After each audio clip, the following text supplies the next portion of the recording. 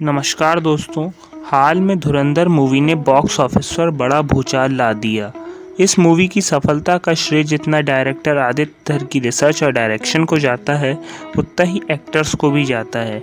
इस फिल्म के सबसे बड़े धुरंधर हमजा अली मज़ारी उर्फ जसकीरत का किरदार निभाने वाले रणवीर सिंह के जीवन के पिछले हिस्से के बारे में आप कितना जानते हैं? आज हम उसी से पर्दा उठाने जा रहे हैं। रणवीर ने यह जो मुकाम बॉलीवुड इंडस्ट्री में पाया, उसके पीछे की कहानी, उनकी एनर्जेटिक परफॉर्मेंस और योग्यता के बारे में हम आज बात करेंगे। इसमें सबसे बड़ा सवाल तो यही है कि क्या रणवीर एक आउटसाइडर हैं या नेपो किड। हालांकि उनके कपूर खानदान से रिश्ते को लेकर बात सामने आती है, लेकिन उनका यह सफ़र कितना कठिन रहा, यहाँ तक पहुँचने के लिए उन्होंने क्या कुछ नहीं किया, आज हम यह जानेंगे। रणवीर सिंह का जन्म 6 जुलाई 1985 को मुंबई के एक समृद्ध व्यवसायी परिवार में हुआ था। रणवीर के पिता जगजीत सिंह भवनानी मुंबई के एक बड़े रियल एस्टेट बिजनेसमैन थे। इंडस्ट्री में उनकी कपूर खानदान से नज़दीकियां बताई जाती हैं। रणवीर की मां अंजू भवनानी और अनिल कपूर की पत्नी सुनीता कपूर चचेरी बहनें हैं। वहीं रणवीर की दादी जो हैं चांद बुर्खे 1950 के दशक की मशहूर अभिनेत्री थी। इससे एक तथ्य तो यह साफ हो जाता है कि रणवीर पूरी तरह आउटसाइडर नहीं है इंडस्ट्री में, और ना ही किसी बड़े फिल्म स्टार के बेटे हैं, जिसका साफ अर्थ यह है कि उनके पास पहुंच तो थी, लेकिन प्लेट में परोसी हुई सफलता नहीं। उन्होंने सफलता को अपनी काबिलियत के दम पर हासिल किया। रणवीर को बचपन से ही नाटक और डांस का शौक था। उन्होंने अमेरिका की इंडियाना यूनिवर्सिटी से बैचलर ऑफ आर्ट्स की डिग्री ली। भारत लौटने पर उन्होंने सीधे एक्टिंग नहीं की, कुछ समय तक एडवर्टाइजिंग एजेंसीज जैसे O&M, जे वॉल्टर थॉम्पसन में कॉपीराइटर के रूप में काम किया। उन्होंने असिस्टेंट डायरेक्टर के तौर पर भी हाथ आजमाया, लेकिन दिल हमेशा एक्टिंग के लिए धड़कता रहा। अमेरिका में पढ़ाई के दौरान रणवीर ने पॉकेट मनी की खातिर स्टारबक्स और एक ग्रीक रेस्टोरेंट में काम किया। यह दिखाता है कि एक बड़े बिजनेसमैन के बेटे होने के बावजूद उन्होंने कभी मेहनत से मुंह नहीं फेरा।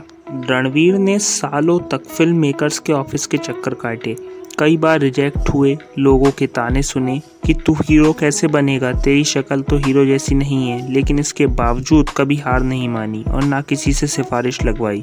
3 वर्ष के इंतजार के बाद साल 2010 में उन्हें यशराज फिल्म्स ने बैंड बाजा बारात मूवी के main lead role Bittoo Sharma के लिए कास्ट किया।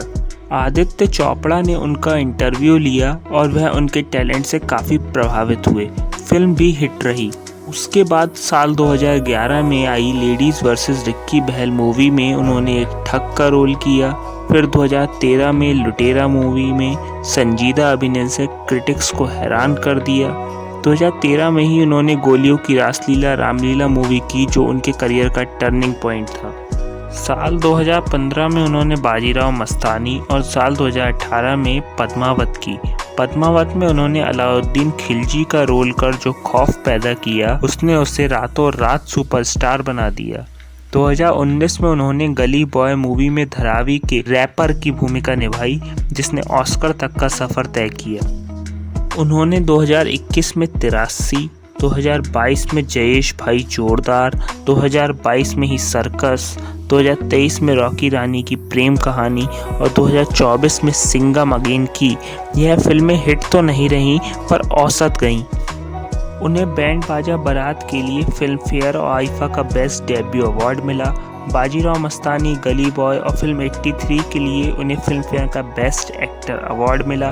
पद्मावत में खिलजी के रोल के लिए उन्हें क्रिटिक्स ने बेस्ट एक्टर चुना। रणवीर सिंह को धुरंधर के लिए फिल्म फेयर का सर्वश्रेष्ठ अभिनेता का अवार्ड मिला। वहीं आईफा ने भी बेस्ट एक्टर और जी सिने ने भी रणवीर को बेस्ट एक्टर अवार्ड दिया। रणवीर ने साल 2018 में दीपिका पादुकोण से शादी की। 2019 के बाद उनके करियर में कुछ गिरावट आई और लोगों और मीडिया ने उनके बारे में लिखना और बात करना कम कर दिया। 2025 में आई आदित्य धर की धुरंधर से उनका ज़बरदस्त कमबैक हुआ, जिसने साबित कर दिया कि वो लंबी रेस के घोड़े हैं। लोग कहते थे कि सर्कस व 83 के फ्लॉप होने के बाद रणवीर का दौर ख़त्म हो गया, लेकिन धुरंधर ने वो कर दिखाया जो आज तक खान एक्टर्स भी नहीं कर पाए। 1400 करोड़ का वर्ल्ड वाइड कलेक्शन और बेस्ट एक्टर का फिल्मफेयर पाकर रणवीर ने साबित कर दिया कि वो सिर्फ एक्टर नहीं, बॉक्स ऑफिस के असली धुरंधर हैं। Around the age of 15, I sort of abandoned my dream of becoming an actor and I pursued becoming a copywriter. So I tried to join a theatre group. No theatre group wanted me. I faced a lot of rejection, a lot of humiliation. It was a difficult period. I had dedicated my life to this and it just seemed like it would never happen. I don't know what was driving me. I think it was just self-belief. I believed that I was good. And one day I got a call and they said, it's for this audition and they were actually looking for a new face. This is it. This is the day you